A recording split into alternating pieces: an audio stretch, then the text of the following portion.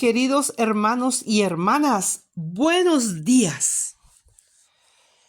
Después de haber visto el impulso personal de San Pablo por el Evangelio, podemos reflexionar hoy más profundamente sobre el celo evangélico, así como él mismo habla sobre ello y lo describe en algunas de sus cartas.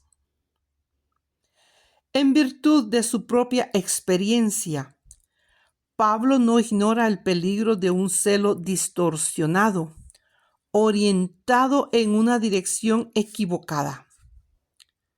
En este peligro había caído él mismo antes de su caída providencial en el camino de Damasco. A veces tenemos que lidiar con una preocupación mal orientada, obstinada en la observancia de normas puramente humanas y obsoletas para la comunidad cristiana. El celo, escribe el apóstol, que esos muestran por vosotros no es bueno. Gálatas 4:17. No podemos ignorar la preocupación con la que algunos se dedican a ocupaciones equivocadas también en la misma comunidad cristiana. Se puede presumir de un falso impulso evangélico mientras se está persiguiendo en realidad la vanagloria o las propias convicciones o un poco el amor de uno mismo. Por esto nos preguntamos, ¿cuáles son las características del celo evangélico verdadero según Pablo? Para esto me parece útil el texto que hemos escuchado al inicio, una lista de armas que el apóstol indica para la batalla espiritual. Entre estas está la prontitud para propagar el evangelio, traducida por algunos como celo. Esta persona es un celante en el llevar adelante estas ideas, estas cosas, e indicada como un calzado. ¿Por qué?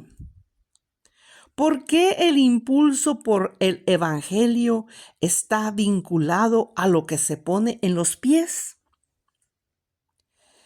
Esta metáfora hace referencia a un texto del profeta Isaías que dice: ¡Qué hermosos son sobre los montes los pies del mensajero que anuncia la paz, que trae buenas nuevas, que anuncia salvación, que dice a Sión: ya reina tu Dios!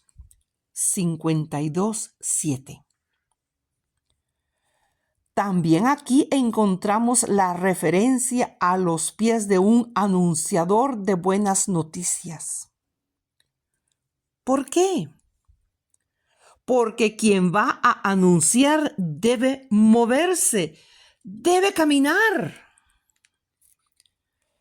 Pero notamos también que Pablo, en ese texto, habla del calzado como parte de una armadura, según la analogía del equipamiento de un soldado que va a la batalla. En los combates era fundamental tener estabilidad de apoyo para evitar las insidias del terreno, porque a menudo el adversario llenaba de trampas en el campo de batalla. Y para tener la fuerza necesaria para correr y moverse en la dirección adecuada. Por esto, el calzado es para correr y evitar todas estas cosas del adversario. El celo evangélico es el apoyo en el que se basa el anuncio. y los anunciadores son un poco como los pies del cuerpo de Cristo, que es la iglesia. No hay anuncio sin movimiento, sin salida, sin iniciativa. Esto quiere decir que no hay cristiano sino en camino. No es un cristiano si el cristiano no sale de sí mismo para ponerse en camino y llevar un anuncio. No hay anuncio sin movimiento, sin camino. No se anuncia el evangelio parados, encerrados en una oficina, en el escritorio o en la computadora haciendo polémicas como leones de teclado y sustituyendo la creatividad del anuncio con el corta y pega de ideas cogidas aquí y allí. El evangelio se anuncia moviéndose, caminando, yendo.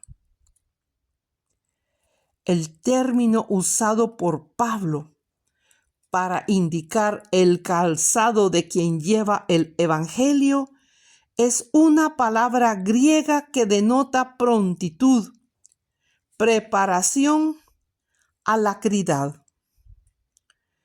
Es lo contrario de la dejadez, incompatible con el amor.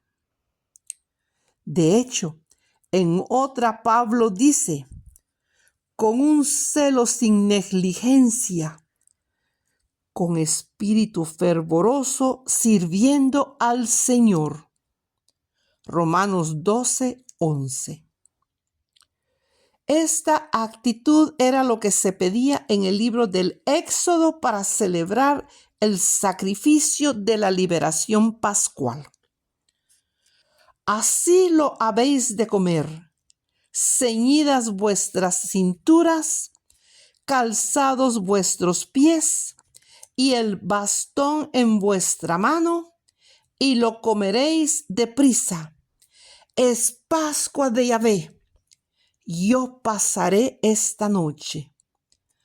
12, 11 y 12. Un anunciador está preparado para partir y sabe que el Señor pasa de forma sorprendente. Por tanto, debe estar libre de esquemas y predispuesto a una acción inesperada y nueva, preparado para las sorpresas.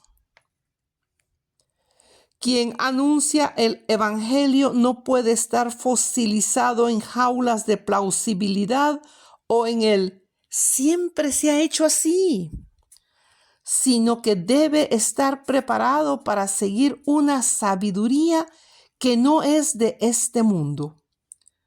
Como dice Pablo, hablando de sí mismo.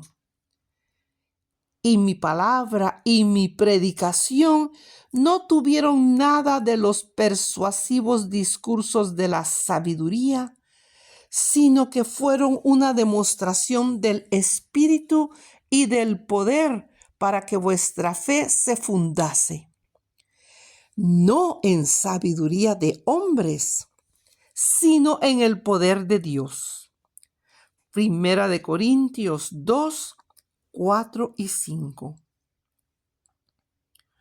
Pues bien, hermanos y hermanas, es importante tener esta prontitud a la novedad del Evangelio.